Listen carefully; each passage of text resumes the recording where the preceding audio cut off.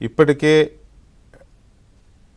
ఇక్కడ liquor scam ఎండీగా beverages ఎండీగా పనిచేసిన వాసుదేవ్ రెడ్డి మొత్తం కక్కేశాడు, ఉగ్గుపాలతో సహా కక్కేశాడు ఆయన దర్యాప్తులో. ఎవరు ఏం చేశారు, ఎవరు దీంట్లో కింగ్ పిన్స్, ఎవరి ఆధ్వర్యంలో నడిచింది, ఎవరు దీన్ని సూత్రీకరించారు, ఎక్కడికి వెళ్ళినాయి డబ్బులు, ఇవన్నీ మొత్తం చెప్పేసి ఆయన మళ్ళీ మదర్ డిపార్ట్మెంట్లోకి వెళ్ళిపోయాడు. వీళ్ళు వచ్చేవాళ్ళు చెప్పినా చెప్పకపోయినా ఆల్రెడీ కేసు క్లియర్. ఈ వచ్చేవాళ్ళు కూడా 3 రోజులు 4 రోజులు సతాయించారు, 5వ రోజు చెప్పేశారు.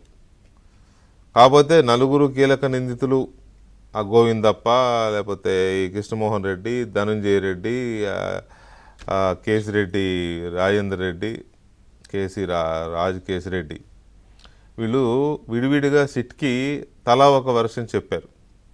అందుకే రేపో ఎల్లుండో మొత్తం నలుగురిని ఒకేసారి కస్టడీకి తీసుకుంటుంది సిట్. ఇవన్నీ మూసుకొచ్చేసినాయి, దీన్ని ఎవడ ఆపలేడు ఇంకా. It is clear, Jagan Mohan Reddy is going to be arrested. So ఈ పరిస్థితుల్లో కలవరపడుతున్నారు జగన్మోహన్ రెడ్డి గారు, కంగారు పడుతున్నాడు జగన్మోహన్ రెడ్డి గారు, భయపడుతున్నారు జగన్మోహన్ రెడ్డి గారు.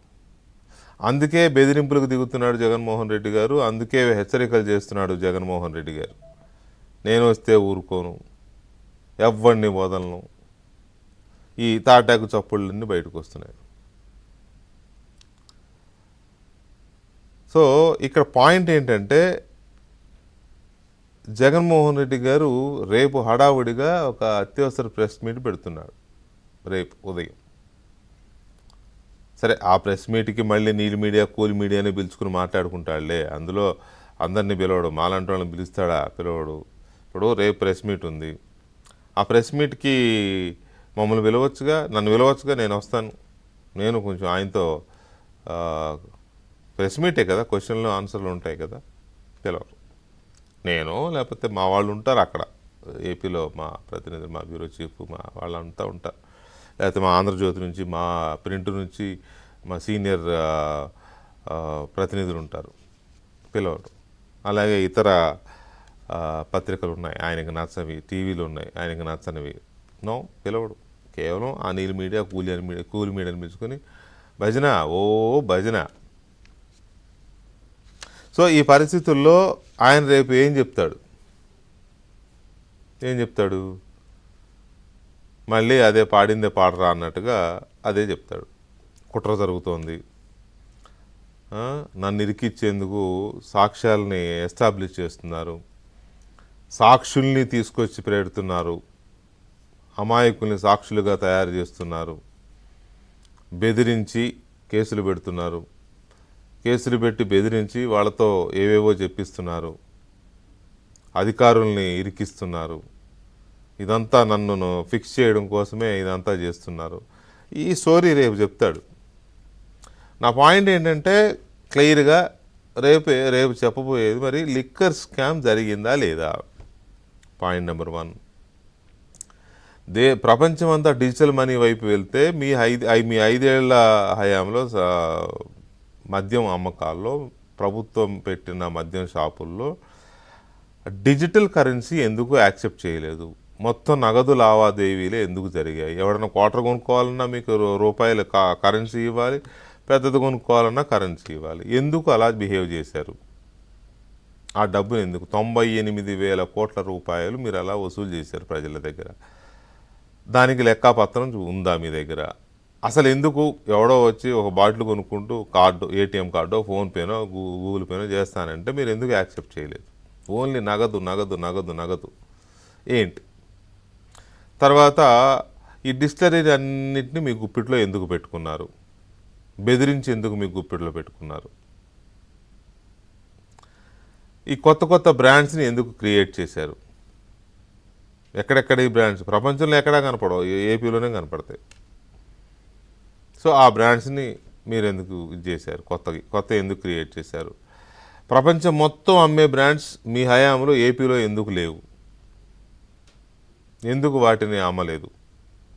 వాటిని ఎందుకు చేయలేదు? 20% కమిషన్ ఇచ్చే బ్రాండ్స్ని మాత్రమే మీరు అలో ఎందుకు చేశారు?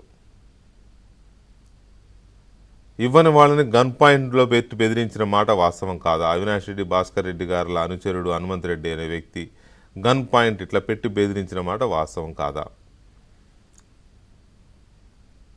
వీటితో పాటు భూ ఆక్రమణలు ఇప్పుడే చెప్పా కదా, బ్రేకింగ్ సజ్జల రామకృష్ణారెడ్డి, ఆయన సకల శాఖ మంత్రిగా పేరుంది ఆయనకి.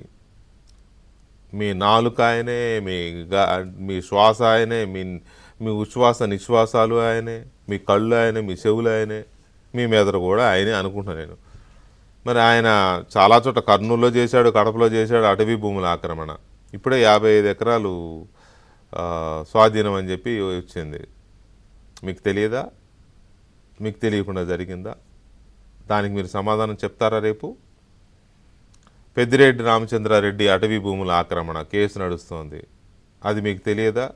దానికి మీరు సమాధానం చెప్తారా? శాండ్ స్కామ్, ఇసుక కుంభకోణం, జేపీ వెంచర్స్ అనేవాడికి ఇష్టారాజ్యంగా ఎలా రాసిచ్చేశారు? ఎందుకు రాసిచ్చారు? దాంట్లో మీ వాటా ఎంత? జేపీ వెంచర్స్కి ఇవ్వడం వల్ల ప్రభుత్వానికి వచ్చింది ఎంత? మీరు సంపాదించుకున్నది ఎంత? అది చెప్తారా? క్వాడ్జ్ మైనింగ్, అంతకుముందు మీరు రావడానికి ముందు మైన్ చేస్తున్న వాళ్ళందరూ మైన్ చేసి ఆ గుట్టలుగా పెట్టుకున్న క్వాడ్జ్ అంతా మీ వాళ్ళు బలవంతంగా వాళ్ళని భయపెట్టి, నాకు తెలిసినంత వరకు 170 మంది మైనర్స్ని భయపెట్టి లాక్కుపోయారు. అదంతా అది మీకు తెలియదా? తెలియకుండానే జరిగిందా? అందులో మీ వాటా ఎంత? కాకాని గోవర్ధన్ రెడ్డి గారు ఇప్పుడు ఏ కేసులో అయితే ఉన్నాడో, సిలికా మైనింగ్ ఇంకేదో ఉంది కదా, అది ఆయన ఎందుకు తప్పించుకుని తిరుగుతున్నాడు? దాంట్లో మీ వాటా ఎంత? ఇలా చాలా ఉన్నాయి. ఒక కేసు కాదు, ఒక స్కామ్ కాదు, స్కాముల పుట్ట. 5 ఏళ్ళు కూడా స్కాముల పుట్ట. ఒక భయంకరమైన నేర సామ్రాజ్యాన్ని సృష్టించి అందులో స్కాములు చేశారు. ప్రజలకి స్కీముల పేరు చెప్పి మీరు స్కాములు చేశారు. సో వీటన్నిటికీ సమాధానం చెప్పే అవకాశం ఏమన్నా ఉందా రేపు ప్రెస్ మీట్లో?